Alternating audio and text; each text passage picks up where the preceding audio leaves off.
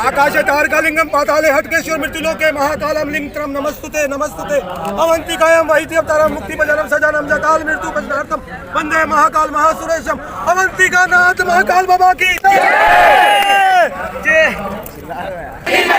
मित्तल तेरी तानाशाही, मित्तल तेरी तानाशाही, खो-खो फेडरेशन की कार्यशैली की, खो-खो फेडरेशन की कार्यशैली की, खो-खो फेडरेशन की कार्यशैली की।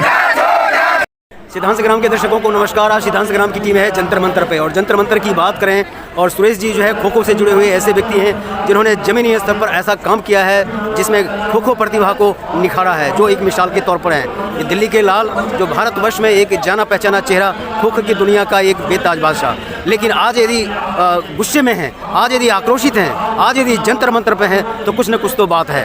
आखिर किसका विकास हो रहा है, कैसा विकास, किसके लिए विकास? जहाँ पीछे आप देख पा रहे हैं कि तमाम नौनिहाल हमारे ऐसे उदासी स्वर में हैं जिनके खेल भावना के साथ, खेल प्रतिभा के साथ कहीं न कहीं हुआ है अन्याय, जिसकी अगुवाई कर रहे हैं सुरेश जी। तो आइए चलिए समझने की कोशिश करते हैं कि काफ़ी जद्दोजहद के बाद आखिर वो निंद्रा तोड़ी आपने और आज हैं आप इन लोगों के साथ। जी, मैं Suresh Sharma, former general secretary kho kho federation of India. आज हम हताश परेशान होने के बाद आज हम जंतर मंतर पर उतरे हैं और हमने जो चार्जेस लगाए हैं फेडरेशन के ऊपर, भ्रष्टाचार और तानाशाही के चार्जेस हैं। तो तानाशाही तो इनकी इतनी है कि आज खो खो फेडरेशन अपनी कार्यशैली छोड़ करके स्टेटों के अंदर जा के सिलेक्शन कर रही है और उन लोगों से करे जिनका खो खो की स्टेट एफिलेटेड यूनिट से मतलब ही नहीं है, वो लोग उसका सिलेक्शन करें और अपने मनमाने सिलेक्शन करें।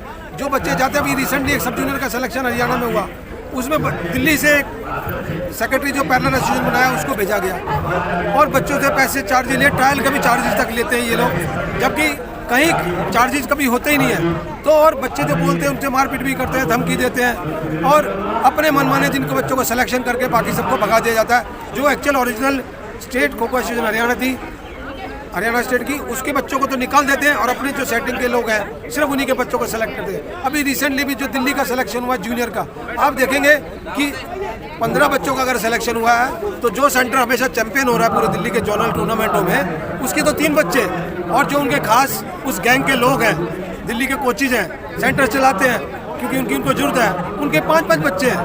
तो खो खो खेल में गैंग जैसे शब्द वो भी सुरेश शर्मा जी अगर बोलें तो कुछ न कुछ बात तो है। जी डेफिनेट, मैं तो चैलेंज कर रहा हूँ कि आप मुझे गलत साबित कीजिए तो हम खो खो को छोड़ देंगे, वरना हम अंत तक इस खो खो के खिलाफ जो भ्रष्टाचार होता है हम लड़ते रहेंगे। ये तो बच्चों का सिलेक्शन। दूसरा, दिल्ली की टीम जैसे जाती है तो पर बच्चा इन्होंने 5,000 रुपया गुजरात में लिया, 6,000 रुपया गोवा में लिया, और जबकि प्रधान जी तो दिल्ली के भी प्रधान हैं और उनके पास तो पैसे की कोई कमी नहीं है, और वो मैं दावा कर रहा हूँ वो प्रूफ करें कि 1 रुपया भी उन्होंने अपने अकाउंट से खो खो फेडरेशन को दिया, जबकि खो खो फेडरेशन का ऑफिस है, मुझे पता लगा वो तो उसका भी किराया लेते। दूसरा, एक फेडरेशन का कैंप लगा मानव रचना यूनिवर्सिटी के अंदर, तो बच्चों को जो डाइट सरकार देती है, जो प्रोटीन देती है, तो कोच और मैनेजर ने उस कैंप के बच्चों से अपने मोबाइल जमा कर लेते हैं। क्यों? कि कहीं जो ये डाइट हॉस्टल की दे रहे हैं वो कहीं प्रूफ हो गई तो हम गलत साबित हो जाएंगे। दूसरा, वहाँ पर एक टूर्नामेंट इन्होंने लीग दिखाई जिसमें करोड़ों रुपए का डूम लगा, और डूम भी प्रधान जी ने अपनी दिल्ली टेंट हाउस से ही लगा दिया। तो ये क्या एक हाथ दे कर ले? खो खो में इसका नाम लेने के लिए आए, देने के लिए कुछ नहीं है। ऐसे ही हमारी जो खो खो फेडरेशन की लीग चल रही है, पहली पूना हुई, दूसरी अभी उड़ीसा चल रही है। हमारा दूसरा धरना दिल्ली के बाद उड़ीसा है कि देश की जनता को पता लगना चाहिए कि ये लोग भ्रष्टाचारी हैं जो झूठी पब्लिसिटी कर रहे हैं, हम खो खो के लिए क्या कर रहे हैं। या कभी हमारा ऐसा नहीं था कि हमने कुछ पे किया हो माइनर के अलावा, लेकिन आज की डेट में ये है कि अगर आप कैंप अटेंड करने भी जाते हैं किसी भी सिलेक्शन के लिए, उसके लिए पे करिए।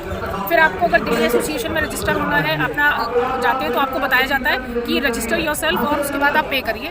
देन उसके लिए ऑल इंडिया के लिए अलग से पैसा मांगा जाता है। ये बच्चे यहाँ पर खड़े हुए हैं। और अभी ये है कि अगर आप दिल्ली स्टेट की भी अगर हम बात करते हैं, अगर हम थोड़ा भी अपोज करता है, कोई भी स्टेट अपनी राइट्स के लिए खड़ा होता है तो एक उसकी पैरेलल एसोसिएशंस बना दी जाती हैं। उसके लिए कोई टर्म एंड कंडीशंस नहीं है क्योंकि वो पावर में है, they can use their power. हमसे बोला था कि आपको अब ट्रैक सूट मिलेगा, ना हमें कुछ मिला, ना हमें कुछ मिला, ना खिलाया, ना उन पैसों का कोई हिसाब नहीं। और अभी अंडर 18 लगे थे पिछले साल, अंडर 18 कैंप लगे थे तो मैंने इसमें कैंप दिया था, मैं सिलेक्शन था। तो वहाँ पे सर ने कुछ बात की, एक सर से 2 बच्चे अंदर के, मैं सिलेक्शन कर दिया। अगली बार भी इससे पहले भी यही हुआ था, सर से बात की, मेरा एड्रेस देखा, एड्रेस पे सिलेक्शन कर दिया। तो जब से त्यागी सर आए जब से यही हो रहा है। जी सर अंडर-18 का कैंप लगा हुआ था 2020 में। जी। उसमें सर ने कहा था जो दिल्ली स्टेट खेलेगा वो अंडर-18 में नहीं जाएगा।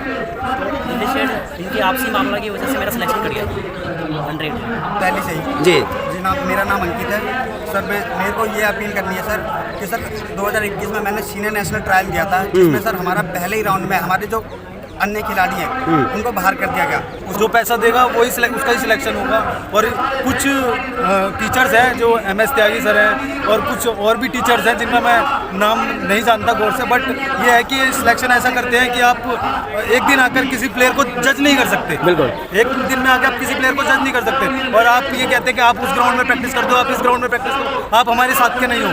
तो अभी 2019 में मैंने ट्रायल देने गया था सीनियर नेशनल का। ये गया था मैं जवाहरलाल नेहरू स्टेडियम में।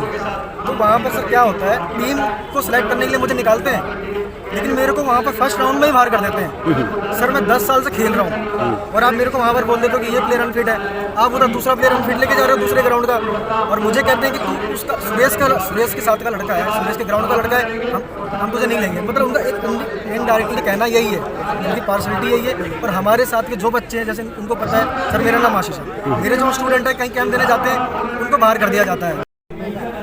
पहले तो रेसलिंग का जो तमाशा चल रहा था और अभी भी चल ही रहा है, और रेसलिंग में तमाशा के बाद अब आ गया खो खो।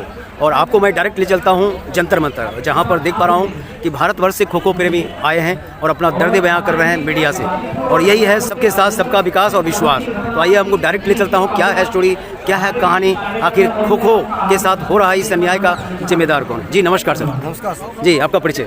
मैं Balwan Singh, general secretary kho kho association Haryana. जी सर हमारे साथ त्यागी सर ने और सुधांशु मित्र जी ने, जो प्रेसिडेंट है खो खो के, उन्होंने ऐसा न्याय कर रखा है, जबकि हमारा रिकॉर्ड पूरा ऑनलाइन रिकॉर्ड में है, परंतु इन्होंने एक लेटर से हमारी हरियाणा की सारी एसोसिएशन का सत्यानाश कर दिया। इन्होंने अब प्रेसिडेंट और सेक्रेटरी चेंज कर दिया हमारे। भ्रष्टाचार भगाना है, खो खो फेडरेशन के भ्रष्टाचार की, खो खो फेडरेशन के भ्रष्टाचार की, खो खो फेडरेशन के भ्रष्टाचार की।